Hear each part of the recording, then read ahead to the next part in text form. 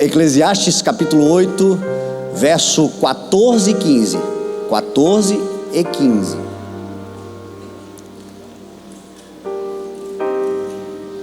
O Tom está ali ensinando a abrir a Bíblia no livro de Eclesiastes. Salmo, Provérbios e Eclesiastes, está vendo? Quando eu tenho que abrir a Bíblia, eu lembro daquela musiquinha que tinha antigamente: Gênesis, Levítico, Deuteronômio, Josué, Josué, lembra? É bom para decorar. Todos encontraram? Amém? Diz assim a palavra do Senhor: há mais uma coisa sem sentido na terra: justos que recebem o que os ímpios merecem, e ímpios que recebem o que merecem os justos.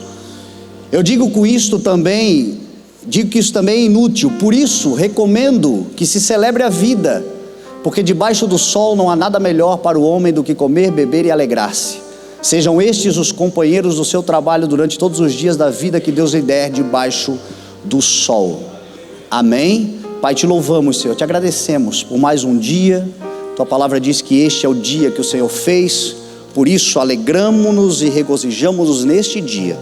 Gratos somos, Senhor, pela semana que inicia, pela saúde que desfrutamos, pelo pão sobre a mesa, pelo privilégio de podermos congregar, estarmos num local confortável, celebrando o Teu nome.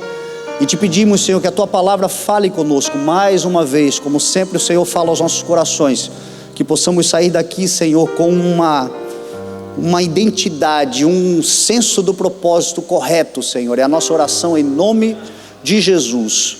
Amém. Graças a Deus. Amém. Hoje às 4 horas da manhã eu acordei num susto. A sirene do alarme de incêndio do prédio em que moramos soando. A princípio eu sempre sou do tipo, é algum engano. E a princípio eu achei que fosse porque o prédio é novo, ainda estão instalando as coisas, enfim, pensei que fosse algum sinal de alarme falso.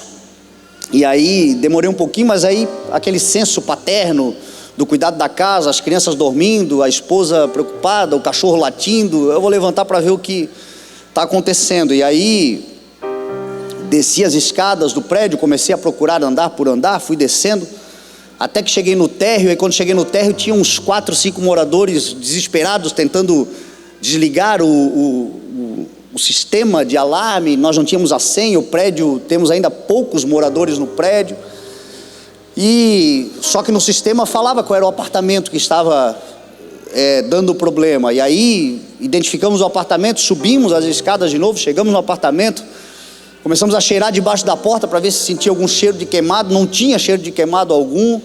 Aí o coração já ficou mais descansado, e por fim conseguimos falar com o síndico e desligamos. E aí volta para casa, não sabemos até agora o que aconteceu. Nós desconfiamos que o apartamento que estava despertando não tem morador ainda, está em reforma, talvez poeira de gesso, alguma coisa assim, não tamparam ali os detectores e aquilo despertou, mas a gente não sabe o sentido ainda. Mas voltei para casa e já não consegui mais dormir, então já estou desnoitado, já estou meio cabreiro hoje, não dormi direito. E aí, mas isso reforçou a mensagem que eu quero pregar para você, sobre coisas sem sentido, sobre coisas que a gente não tem explicação, elas simplesmente acontecem, e elas acontecendo nos deixam perplexos. A vida em muitas ocasiões são assim. Eu estou falando de uma coisa, graças a Deus, aparentemente séria, e não foi nada sério, mas existem coisas na vida que são difíceis de lidar, problemas que acontecem, o tempo, o acaso, as tragédias, as situações, as aflições, e tão grave quanto elas é não saber o porquê que elas aconteceram, não ter uma explicação óbvia. Às vezes na condição pastoral a gente sofre com isso, porque as pessoas perguntam muito para nós: se Deus é bom, se Deus pode, por quê que aconteceu tal coisa? Essa semana ainda eu recebi uma mensagem de uma moça que estava vivendo uma aflição, uma angústia, onde ela perguntava sobre a Jaque, que era uma membro nossa aqui da igreja, uma querida, uma menina de Deus, envolvida com um teatro cheio de sonhos, e faleceu, vítima de um maldito de um câncer. E qual é o sentido disso? Qual é a razão? Tivemos há um outro tempo atrás o falecimento da Laís e da filha do bispo Eli, da bispa Lili, também uma causa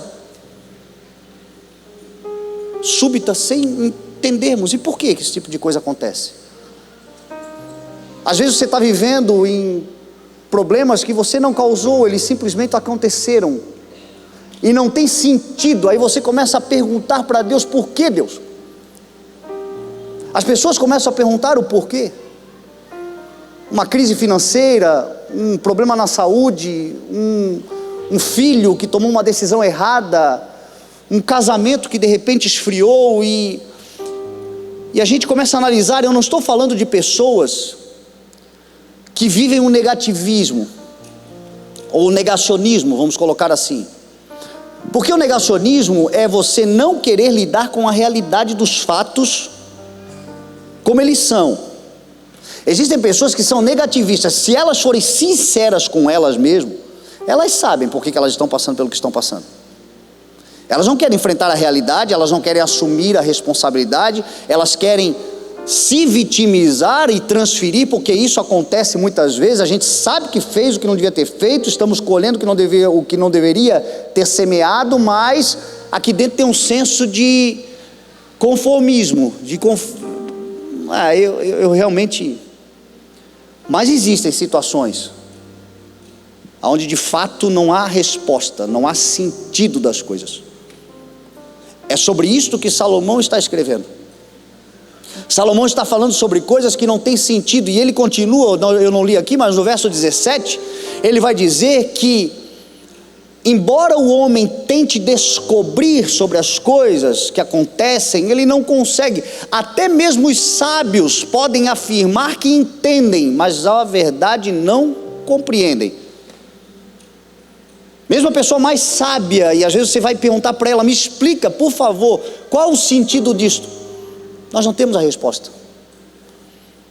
Outro dia nós vivemos aqui uma outra tragédia, que foi o falecimento da Isabela.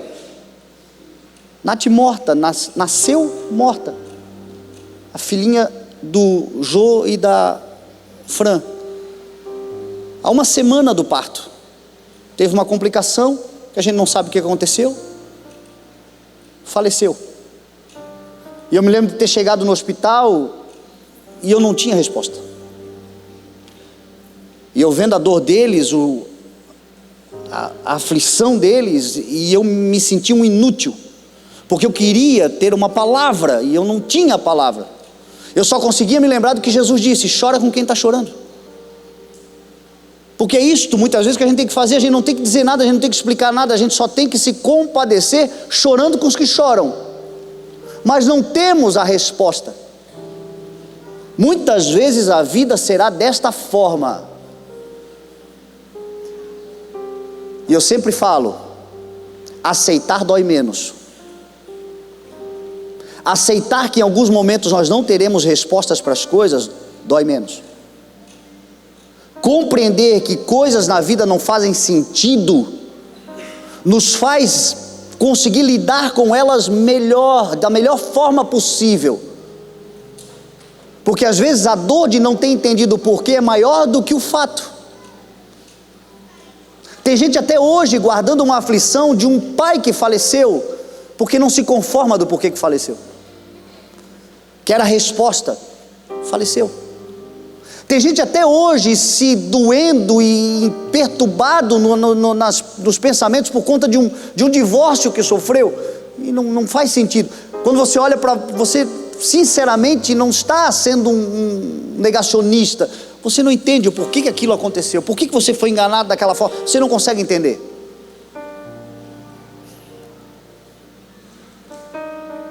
E essa mensagem não é uma resposta sobre o sentido dessas coisas, eu começo te convencendo a convencer-se que isso é assim mesmo. Nós não teremos neste plano dimensional, nesta vida, todas as respostas para tudo que a gente quer. Nós não teremos. As coisas reveladas pertencem a nós. Quando o Senhor revela, quando o Senhor dá um entendimento, quando vem uma sabedoria, quando há um esclarecimento, uau, que bom! E tudo aquilo que está revelado é nosso e para os nossos filhos para todo sempre. É ciência, é entendimento, é a capacidade de aprender e nunca mais ter que sofrer com aquilo. Foi revelado, mas tantas outras coisas nós só entenderemos quando chegarmos na glória. Essa verdade precisa ser recebida no coração, para que a gente possa fazer o que Jesus Cristo falou: deixem que os mortos sepultem os seus mortos, e vocês que estão vivos sigam adiante. Vivam, continuem a existir, levantem-se, sacudam a poeira e acreditem em dias melhores, apesar desse dia trágico, que não há como negá-lo, não há como esquecê-lo, mas também não há como entendê-lo. Então, olha para frente e continua a viver, porque diante das coisas sem sentido que a vida muitas vezes promove, há aqui uma recomendação. Salomão é um velho homem sábio, rei, poderoso e rico. No livro de Eclesiastes, falando muitas vezes sobre coisas sem sentido. Quando ele diz que existem pessoas que têm toda a riqueza, toda a honra e toda a sabedoria dessa terra, mas não conseguem desfrutar do que tem, isso não faz sentido. Ele chega a dizer: uma pessoa que nasce morta tem mais sorte, tem mais descanso, porque para esse mundo nasceu sem vida, mas não existe vida que não continue depois desse mundo. Tem mais sorte alguém que, apesar de não ter visto a luz desta vida, mas agora descansa no Senhor, do que alguém que, tendo vida, não sabe celebrar a vida, e muitas vezes tem recursos para aproveitá-la na dimensão de toda a sua existência. Não faz sentido, Salomão está dizendo. E aí nesse capítulo 8 ele diz assim: por isso, diante de tantas coisas sem respostas, eu recomendo a vocês, celebrem a vida. A celebração da vida. A minha versão tem a palavra que eu creio que se assemelha mais com o original: desfrute a vida. Diante das coisas sem sentido, eu recomendo a você que você desfrute da vida que você tem, da vida que ainda continua, da vida que ainda sobrou, da vida que ainda pulsa.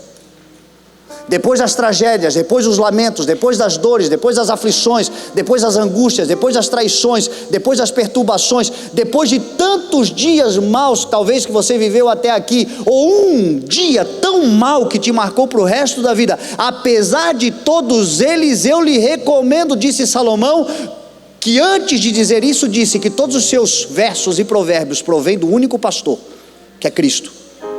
Desfruta da vida. Desfrutar é beneficiar-se do fruto, é usufruir do resultado.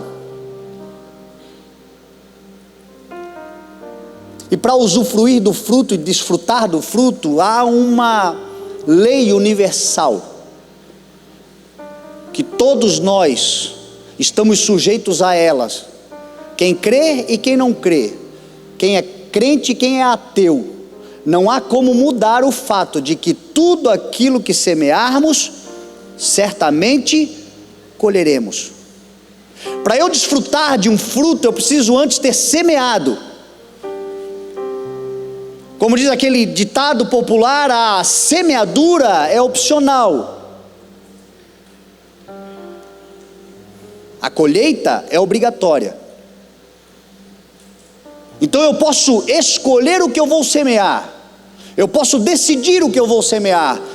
Eu posso definir qual semente eu vou jogar sobre a terra da minha existência. Mas uma vez lançada, eu não tenho mais controle sobre a sua produção. Ela vai dar o fruto conforme a sua espécie. A colheita será obrigatória. O apóstolo Paulo vai dizendo em Gálatas capítulo 6: não se deixem enganar, de Deus não se zomba. Tudo aquilo que o homem semear, certamente ele colherá. Por isso que diante disto, Paulo vai dizer: por isso não nos cansemos de fazer o bem, pois no tempo próprio colheremos, se não desanimarmos. A colheita virá, mas a semente precisa ser muito bem escolhida. E diante de tudo que acontece na vida, na recomendação de desfrutar da vida, se nós escolhermos hoje, enquanto tudo está bem, enquanto tudo está ok, enquanto podemos definir o que vamos semear, no dia mau teremos um bom fruto para desfrutar. Nos dias bons também. Porque existem pessoas entre nós que estão reclamando demais do que estão vivendo. Mas talvez o que está fazendo a diferença real, mais importante, mais aguda, não é propriamente um dia mau que aconteceu, mas é olhar para a vida e não ter algo bom para desfrutar, e o dia mau se torna ainda mais intenso. Pessoas que escolhem semear coisas boas, não é que elas estão livres, porque Salomão disse: o tempo e o acaso afetam a tudo e a todos. Você pode ser uma pessoa boa, você pode cuidar da sua saúde, você pode fazer o melhor que você tem que fazer, e você tem que fazer isto, mas mesmo assim você não está livre de uma enfermidade.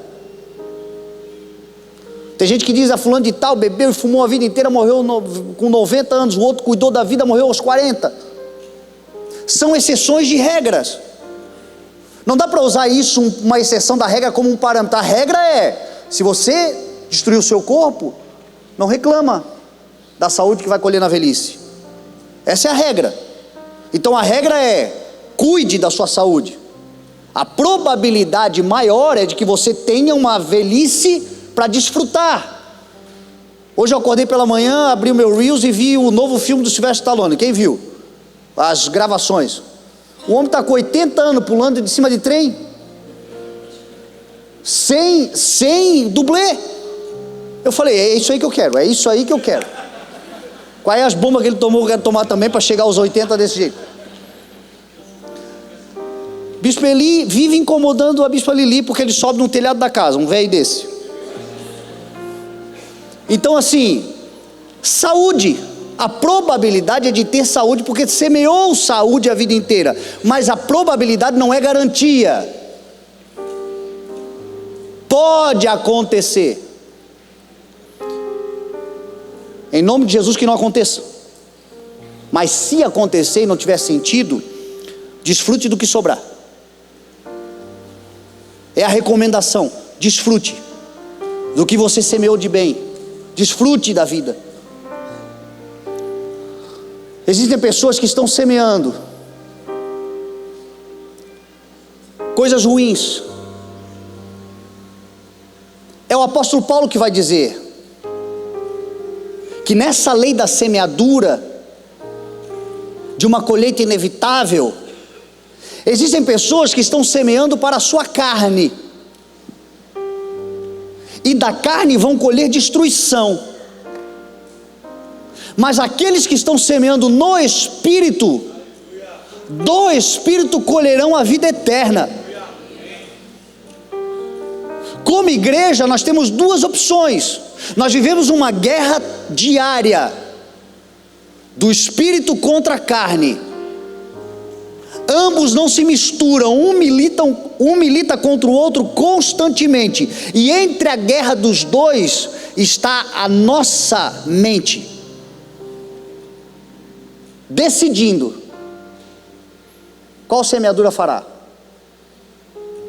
Semeando na carne para colher destruição, ou semeando no Espírito para colher a vida eterna? Aos Gálatas, Paulo vai falar sobre semeaduras, as obras da carne e o fruto do Espírito. E aí ele começa dando uma lista das obras da carne. Ele diz assim, que as obras da carne são estas: a imoralidade sexual é uma delas. E a imoralidade sexual é um dos maiores pecados da nossa geração, e é um dos indicativos mais cruciais que apontam para a volta do Senhor Jesus, porque Jesus disse que os dias semelhantes à sua volta serão dias como os dias de Noé e os dias de Sodoma e Gomorra. Nos dias de Noé havia uma imoralidade sexual desenfreada, dos filhos de Deus se misturando com as filhas dos homens. Sodoma e Gomorra começou a acontecer primeiro uma depravação moral, social, de corações que não se preocupavam mais com os seres humanos, um esfriamento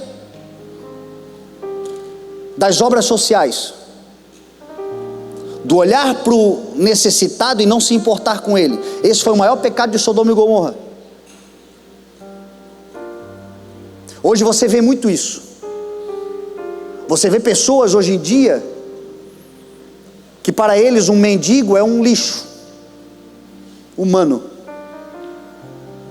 Um necessitado é alguém que está nessa condição porque fez por merecer, e muitos fizeram por merecer, mas ainda assim a nós cabe a misericórdia. Se pedir ajuda, ajudar.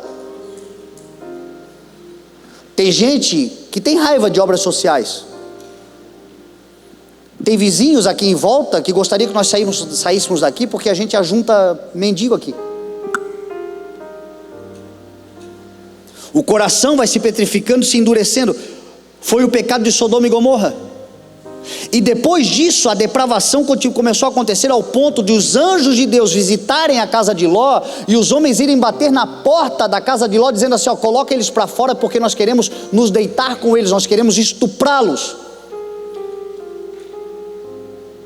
Uma depravação agora sexual.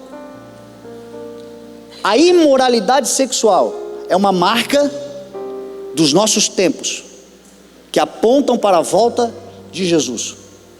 E o que é imoralidade sexual? Guarde isso: toda e qualquer relação sexual que não seja entre um homem e uma mulher, consensual no matrimônio.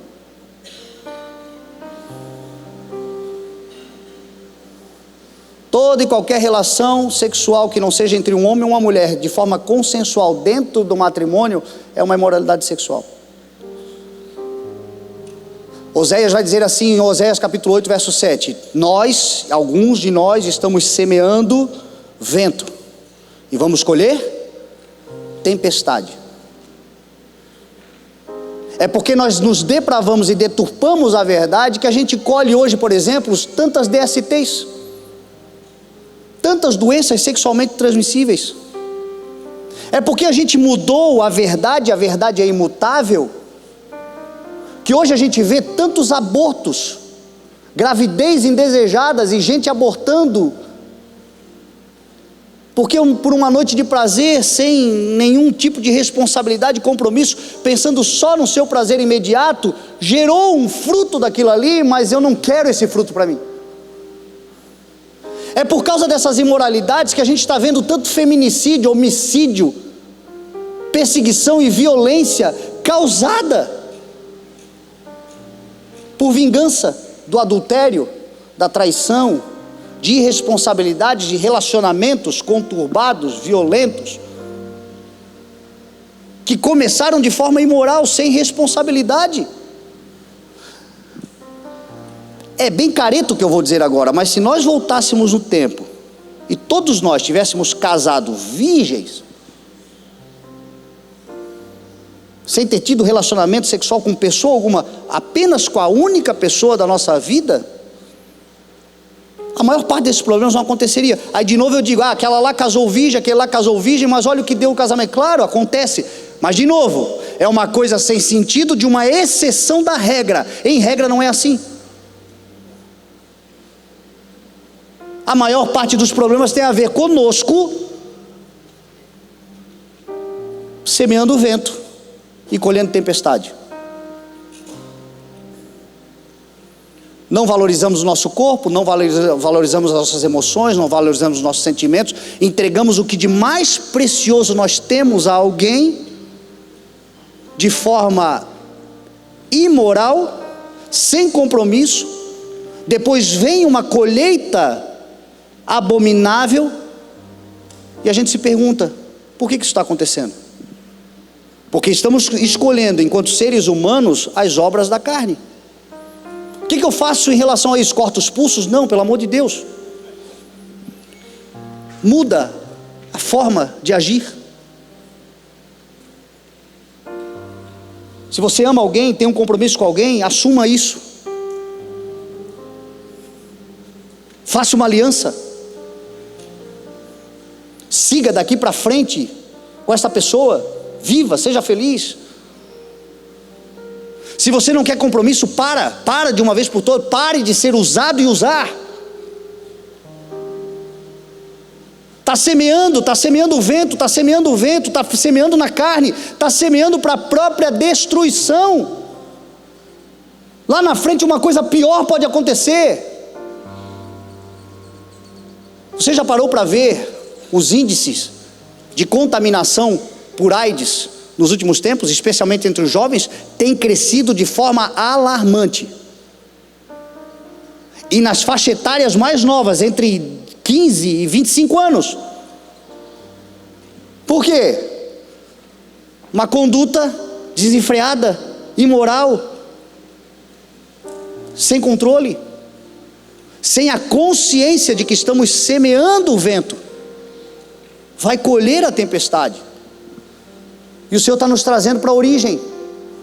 Guarde o coração de vocês, guarde a mente de vocês, guarde o corpo de vocês, que é templo e santuário do Espírito Santo de Deus.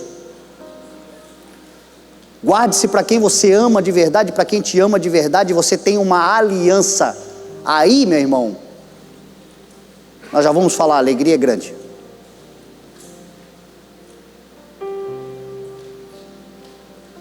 Impurezas e libertinagem, Paulo fala sobre obras da carne.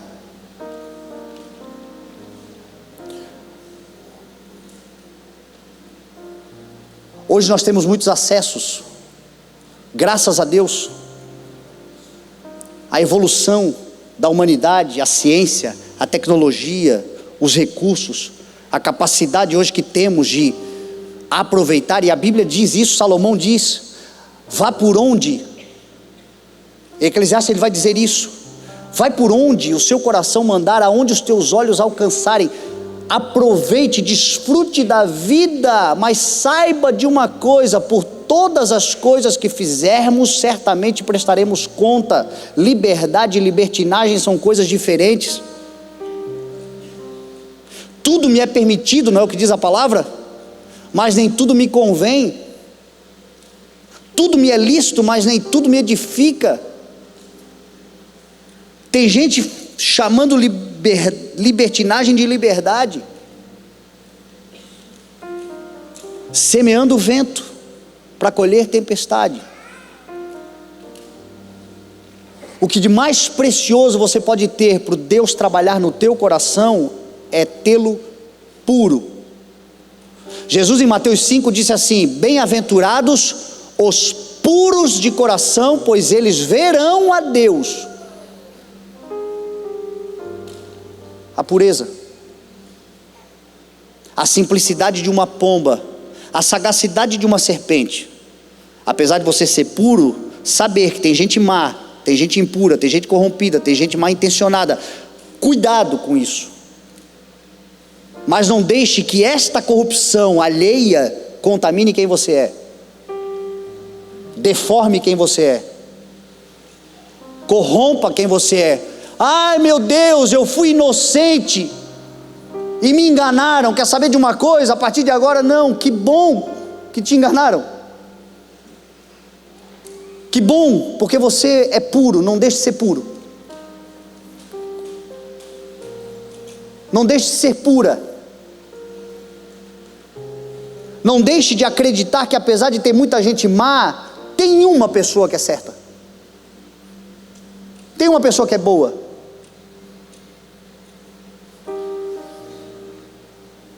E se você generalizar, você nunca vai encontrar essa pessoa. Então mantenha o teu coração puro, até porque a melhor pessoa você verá se o teu coração se manter puro, que é Jesus Cristo. Bem-aventurados os puros de coração, pois eles verão a Deus.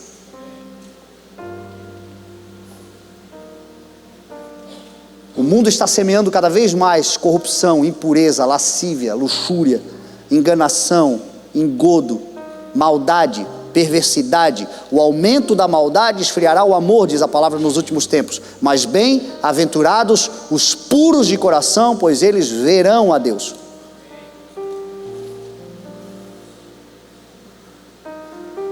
Idolatria e feitiçaria é uma outra obra da carne.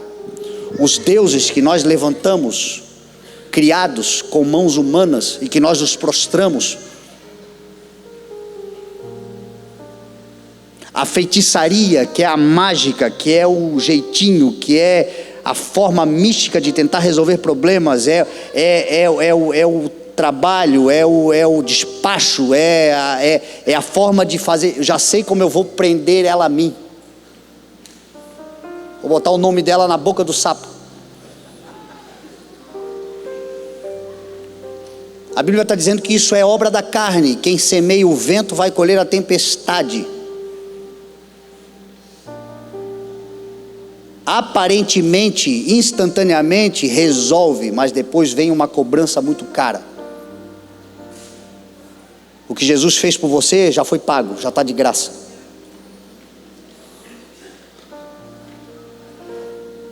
Os ódios, facções, inveja, dissensões, ira, ciúme, vaidade, tudo isso são obras da carne, que Paulo vai dizer assim: sai de tudo isso aí. Quem planta para a carne, quem semeia na sua carne vai colher destruição. Guarde isso que eu estou te falando. Se nós insistirmos no ódio, na vingança, na raiva, na ira, na inveja, no ciúme, na dissensão, na facção. A dissensão é você dividir, é você espalhar, é você ser o espalha-roda. Sabe o espalha-roda? Aonde chega não sobra ninguém, todo mundo. Tem gente que é assim. A facção é a panelinha, é criar um grupo menor dentro de um grupo maior. Gente de facção, gente faccionada, é nome de grupo criminoso. Tem gente que vive assim, está sempre tentando trazer alguém para o seu lado contra outros. Vai colher a própria destruição. Em nome de Jesus, desfrute da vida a partir dos frutos do Espírito, em nome de Jesus. Depois que Paulo fala das obras da carne, ele começa a falar dos frutos do Espírito. O primeiro qual é? O amor. Porque o fruto do Espírito é amor, alegria, paz, paciência, amabilidade, bondade, fidelidade, mansidão e domínio próprio. Contra essas coisas não há lei, não há condenação. Quem semeia dessas coisas vai colher a vida eterna, e vai colher nesta vida benefícios dessa semeadura. Quando a palavra fala de amor, são 3 tipos de amor: o amor ágape, o amor fileu e o amor eros. O amor ágape é o amor perfeito, é o amor sacrificial. O amor fileu é o amor relacional, e o amor eros é o amor sexual. São 3 amores. O amor ágape é: eu me sacrifico por você, eu me entrego por você. O amor fileu é eu gosto de estar com você, e o amor eros é eu desejo você. O amor ágape é expressado na sua magnitude em Cristo, no Pai, que tanto amou o mundo que deu, entregou o seu Filho amado, para que todo aquele que nele crê não pereça, mas tenha a vida eterna. Mas é também muito simbolizado na figura de um pai e de uma mãe que se sacrificam por seus filhos, que dedicam a vida à formação. Há pessoas que amam de tal forma que elas abrem mão das suas vantagens em prol do outro. Ou seja, eu te amo com amor ágape, é um amor onde eu me entrego por você, é sacrificial. A gente estava agora no café ali, a Vanessa estava falando sobre o tempo da vida onde os nossos filhos são o nosso mundo por completo. A gente dedica um tempo da vida à criação, à formação, a levar na escola, a cuidar, a alimentar, a desenvolver, até que eles se tornem independentes, e daqui a pouco a gente está chorando pelos cantos porque parece que perdeu o sentido da vida. O meu filho cresceu, eu não tenho mais essa responsabilidade, ele se vira sozinho. Ainda bem, é a lei da vida, mas a gente sofre com isso. Mas é esse amor sacrificial, eu me entreguei por você, eu me entrego por você. O amor fileu é esse amor do eu gosto de estar com você, você me faz bem. A nossa relação é saudável, é agradável. A Bíblia está dizendo, invista nisso.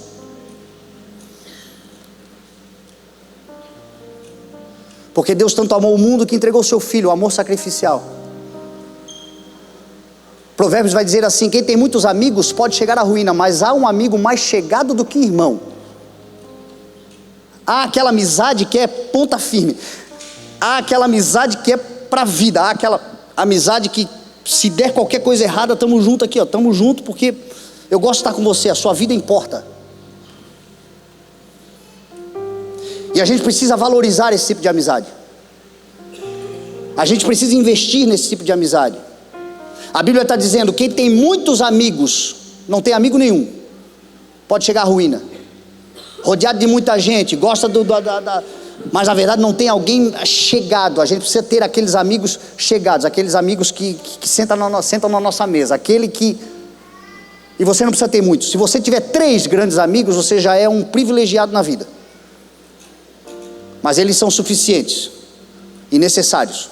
Jesus tinha 12 apóstolos, tinha mais de 70 discípulos, tinha uma multidão lhe seguindo, mas tinha 3 grandes amigos, Pedro, Tiago e João. E dos 3, João era aquele mesmo, o chegadão, que quando Jesus na cruz estava morrendo, disse assim: João, a partir de agora recebe a minha mãe como tua mãe. Minha mãe, recebe João como teu filho. E João foi o amigo que disse assim: pode deixar, eu vou cuidar dela, eu vou estar com ela. A gente precisa de gente assim na nossa vida, que se der tudo errado, olha para nós e diz assim: ó, fica em paz, vai em paz, descansa o teu coração, o que é teu eu vou cuidar. Quem está semeando vai chegar um momento da vida que vai desfrutar disso em nome de Jesus.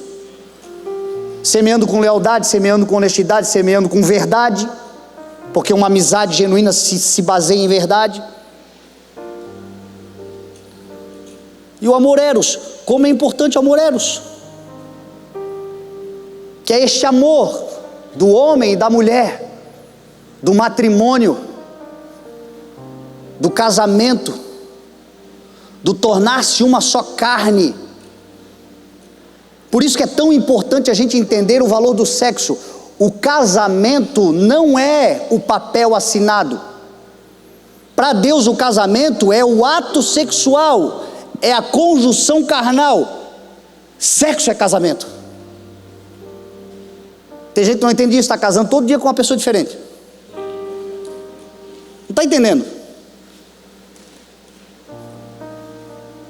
Deixará o homem, o seu pai e a sua mãe, e unir-se-á a sua mulher. Pelo quê? Por um papel assinado? Tem gente que tem papel assinado e não tem casamento, porque não faz sexo.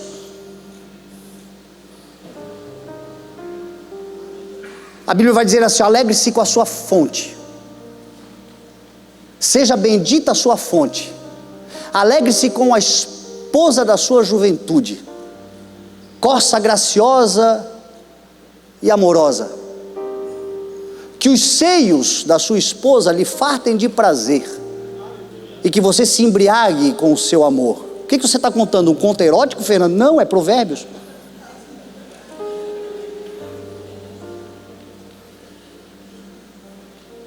Pior do que fazer sexo fora do casamento é não fazer no casamento. Olha aí, ó. Tu é solteiro, tá feliz por quê?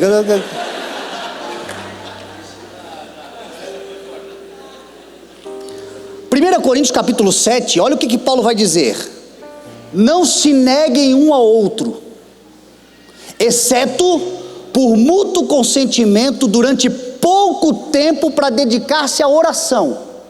Depois, unam-se novamente para que o diabo não os tente, porque vocês não têm domínio próprio. Não há ninguém que fique passando fome sexual que se aguente. E Paulo está dizendo, a única forma de um casal estar liberado para não fazer é durante a oração e por pouco tempo. Não precisa orar muito também, porque a maior santificação e proteção do casamento é o ato sexual mesmo. Casal que está transando em dia está incomodando pouca gente. Quem é casado aqui? Levanta a mãozinha assim. Está com a esposa aí, com o esposo? Olha para o lado e faz assim, ó.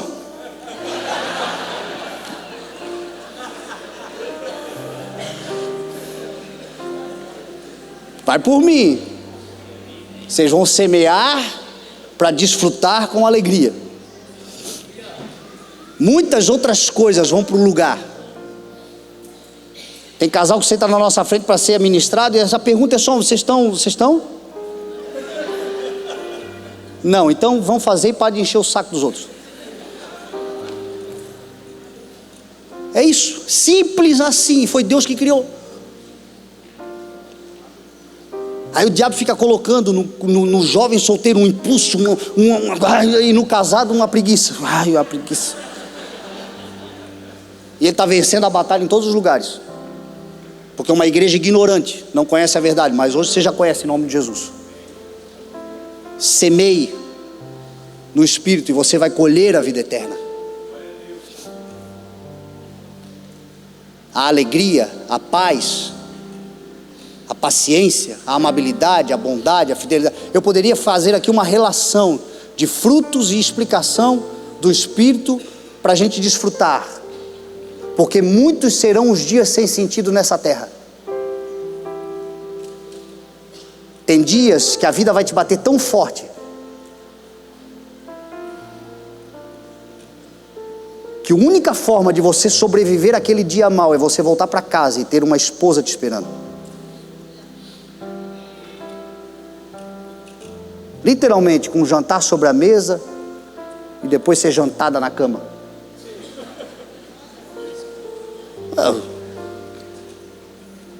Ou eu estou falando alguma mentira?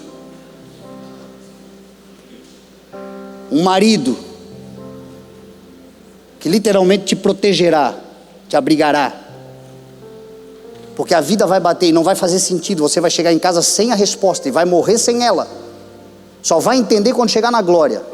Mas porque você semeou frutos de justiça, de paz no Espírito de Deus, você vai colher com alegria.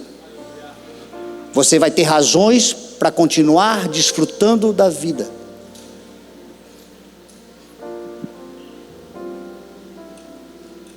A paz, a prosperidade, a mansidão, o domínio próprio, semeie isso.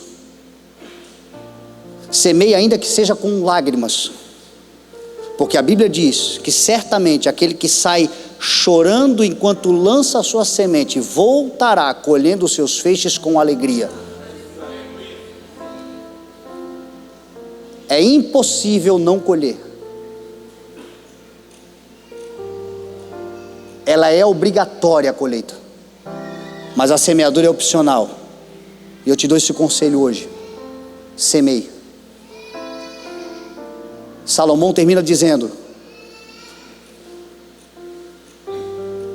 que debaixo do sol, desta vida que vivemos, desse sol maravilhoso que está brilhando hoje, não há nada melhor para o homem do que comer, beber e se alegrar. O apóstolo Paulo vai dizer em 1 Timóteo, tendo o que comer e com o que nos vestir, estejamos com isso satisfeitos. Paulo não está dizendo acomodado, porque todo mundo tem um direito, inclusive é um dever: cresçam, multipliquem-se, dominem a terra, avancem, conquistem, prosperem. Todavia, aprenda o valor do contentamento com as coisas simples da vida. Tendo o que comer e tendo o que vestir, já se considere com isto satisfeito. Acomodado não, eu quero mais do que isso. Todavia, se eu não alcançar nada, obrigado, Senhor, porque quanto ao que comer e ao que vestir eu já tenho. Eu tenho contentamento na vida. Se você for ali atrás agora, o mais miserável da cidade que chegar ali agora vai ter comida, vai ter bebida e vai ter vestes. Porque o Senhor prometeu a todos nós, a toda a humanidade: não se preocupem quanto ao que comer, quanto ao que beber e quanto ao que vestir. O mais miserável de todos os homens terá hoje ali comida, bebida e vestes.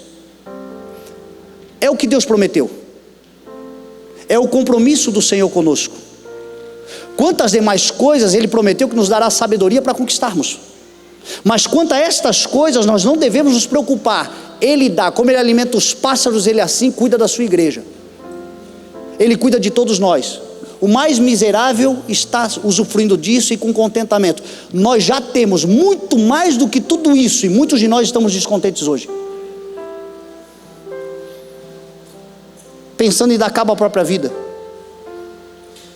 pensando em desistir, pensando em voltar atrás, pensando em fugir, pensando em ir embora. Quando a gente olha, a gente tem mais do que comer, mais do que beber, mais do que vestir. Temos tudo isso, mas estamos lá reclamando do emprego que temos, da casa que temos, do carro que temos, da esposa que temos, dos filhos que temos. Muito mais do que a promessa de Deus, do que a garantia Ele já nos deu pela sua graça. E o que Ele espera de todos nós é contentamento. Tendo o que comer, tendo o que vestir, estejais com isto satisfeitos. Salomão, que teve toda a riqueza do mundo, no final ele não falou sobre a riqueza. Ele disse assim: o que faz sentido mesmo na vida é comer, beber e se alegrar. Não tem nada melhor do que uma barriguinha cheia, uma roupinha limpa, uma mesa para se sentar e trocar ideia. O homem mais rico do mundo falou isso. Salomão estava sendo literal no que ele escreveu, mas ele também estava sendo metafórico, porque na Bíblia ela fala de coisas naturais, mas ela sempre aponta para coisas espirituais. Jesus em João 6 disse assim: não trabalhem pela comida que se estraga, mas trabalhem pela comida que permanece para a vida eterna. Porque a minha carne é a verdadeira comida e o meu sangue é a verdadeira bebida. Porque aquele que come da minha carne e bebe do meu sangue permanece em mim e eu permaneço nele. Então, em nome de Jesus, se alimente das coisas do Espírito. Os céus semearam um menino e colheu um Senhor e Rei. O céu semeou um cordeiro e colheu um leão. Na cruz o céu semeou um homem com o seu nome fragilizado e humilhado, e colheu um homem segundo a glória de Deus, onde todo nome se dobra e toda língua confessa que Ele é o Senhor. Deixa eu te dar um conselho: a partir de hoje, para o resto da tua vida, semeie em Cristo e você vai colher salvação e redenção. Semeie no seu reino, no seu amor, na sua verdade, e você vai colher autoridade, poder e governo. Semeie nas coisas do Espírito e você vai colher a vida eterna. Quando tudo isto aqui acabar, você vai ouvir do Pai: venha bendito do meu Pai, preparado está um lugar para você desde a fundação do mundo.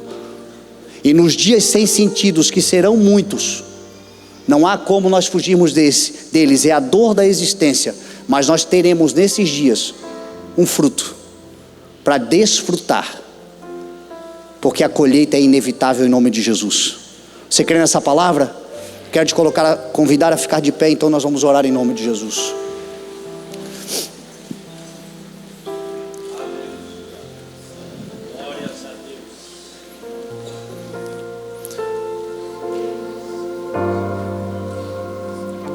Existem perguntas sem respostas. Eu tenho muitas também no meu coração.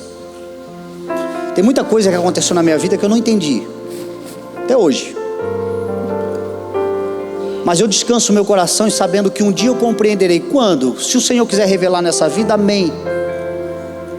Mas certamente quando tudo for esclarecido, eu vou compreender as coisas que eu não compreendi.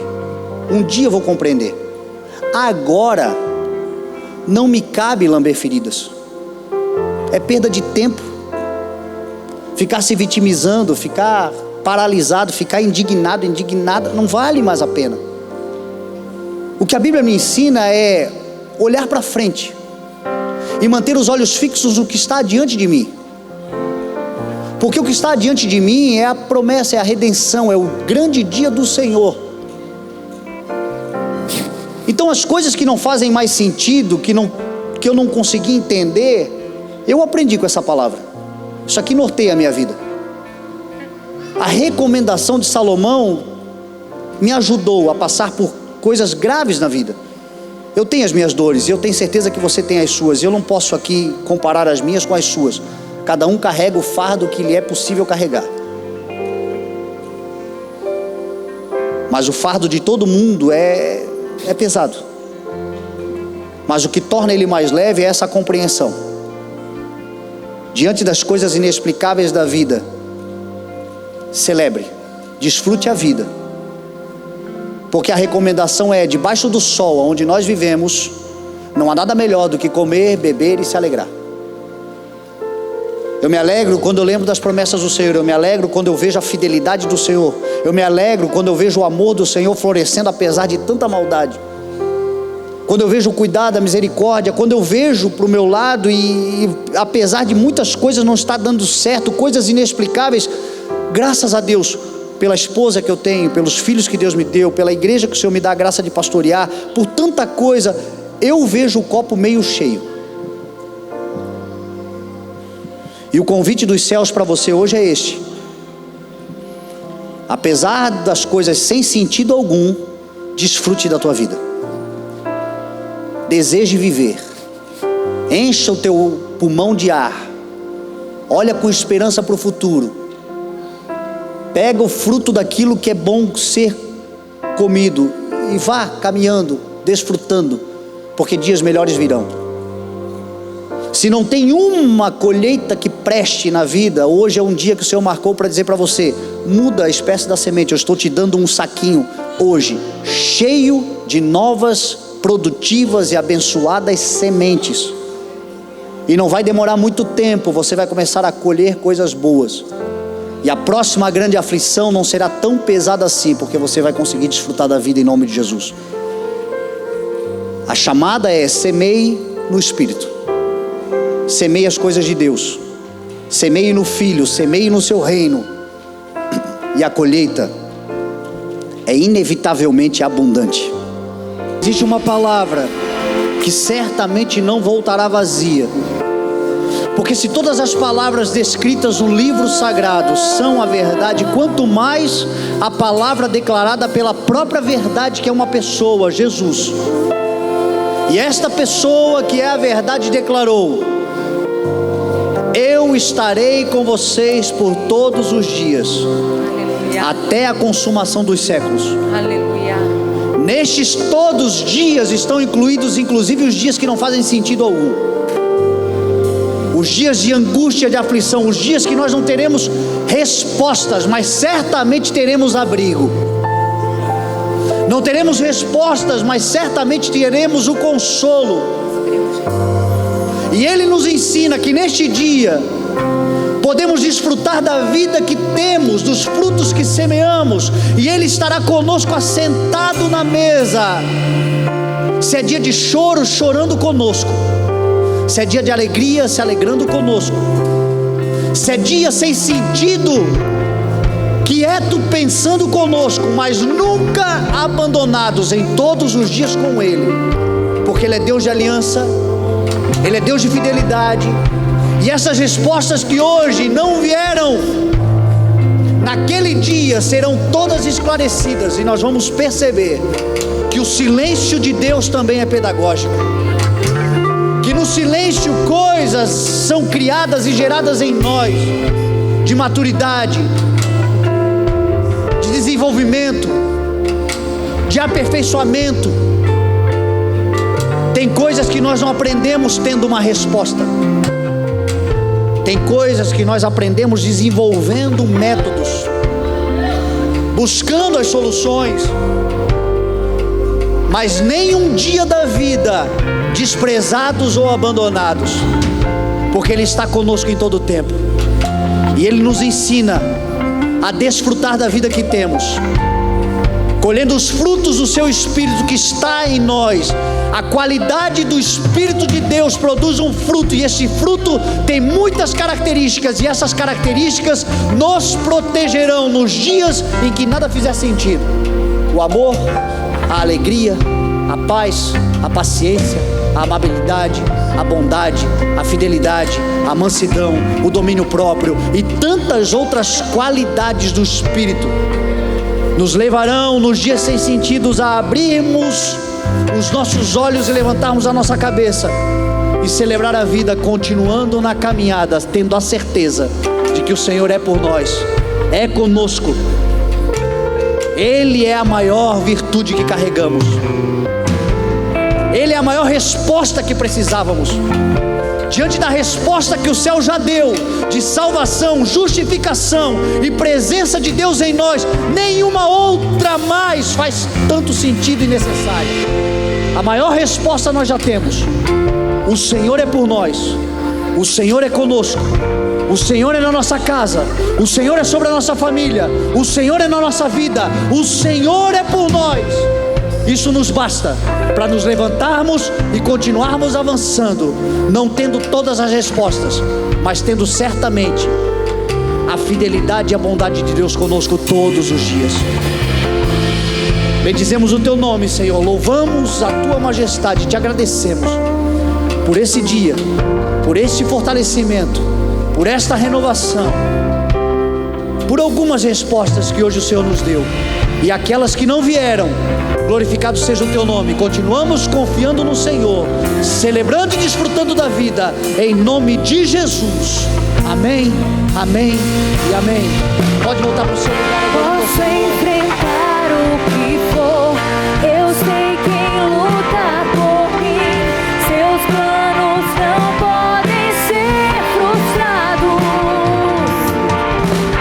Minha esperança está nas mãos do grande eu sou. Meus olhos vão ver o impossível acontecer.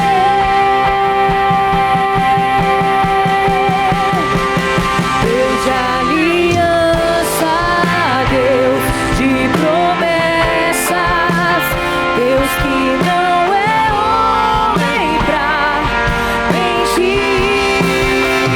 Tudo pode passar, tudo pode mudar, mas Sua palavra vai se cumprir. Graças a Deus. Você pode dar uma forte salva de palmas ao Senhor Jesus. A Ele a glória e o louvor. Que bom que temos o Senhor conosco. Amém.